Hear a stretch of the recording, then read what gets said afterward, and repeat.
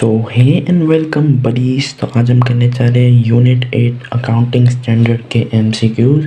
इससे पहले भी मैंने और भी यूनिट अपलोड करे, अगर आपने नहीं देखे तो जाके देखिए। तो करते हैं, चलो स्टार्ट। यूनिट 8 के MCQs बहुत सिंपल है, सिर्फ 3 MCQs हैं। तो पढ़ते हैं सबसे फर्स्ट वाला कि क्या कहता है।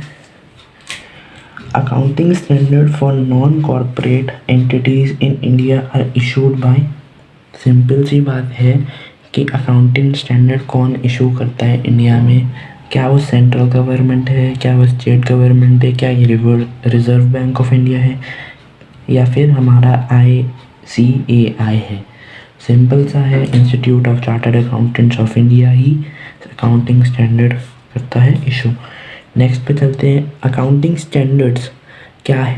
अकाउंटिंग स्टैंडर्ड्स क्या है, ये basically harmonize accounting policies, eliminate non-comparability of financial statements, improve the reliability of financial statements, या all the three।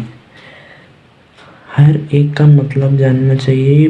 Accounting standard का मतलब आपको पता है। अकाउंटिंग स्टैंडर्ड का मतलब क्या होता है। अकाउंटिंग स्टैंडर्ड का मतलब यही होता है कि एक स्टैंडर्ड बना के रखना। अगर अकाउंट्स अपना एक स्टैंडर्ड नहीं बना के रखेगी तो जो जिसके मन में आ रहा है वो करेगा। हार्मोनाइज अकाउंटिंग पॉलिसी इसका है कि एक स्टैंडर्ड को एक लेवल पे सेट करना।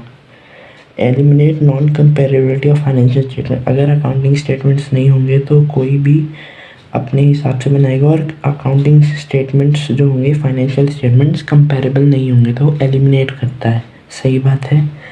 Improve the reliability of financial statements. Easy होता है समझने में कि फाइनेंशियल स्टेटमेंट सब अगर अपनी तरीके से बना देंगे, कोई कभी WDB मेथड लगा के आधे साल में SLM लगा के कर दे तो आसानी होती है। अकाउंटिंग स्टैंडर्ड्स, प्रिंसिपल, पॉलिसीज जैसे बने उनको फॉलो वैसे किया जाए तो इम्प्रूव होती है रिलायबिलिटी ऑफ फाइनेंशियल स्टेटमेंट्स। तो इसका आंसर है D, all the three.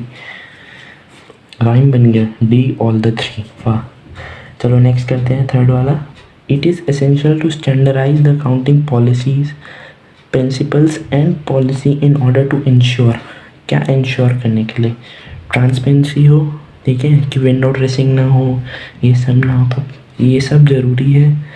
Consistency, कि एक साल हम वो फॉलो करें, एक कंसिस्टेंटली फॉलो करते रहे। WDV इन्वेंट्री मेथड्स जो है वैसे ही फॉलो करें अकाउंटिंग स्टैंडर्ड के हिसाब से। कंपेरेबिलिटी, हम कंपेयर कर सके चीज़ें, या फिर ऑल द थ्री। तो ये सब सही है, तो ऑल द थ्री है इसका आंसर भी। तो ये तो बहुत छोटा था। आई होप ये छोटी सी आपको पसंद आई हो। अगर पसंद आई है तो लाइक करना, शेयर करना, सब्सक्राइब करना, और मिलते हैं अगले वीडियो में। तब तक के लिए बाय बडीज़।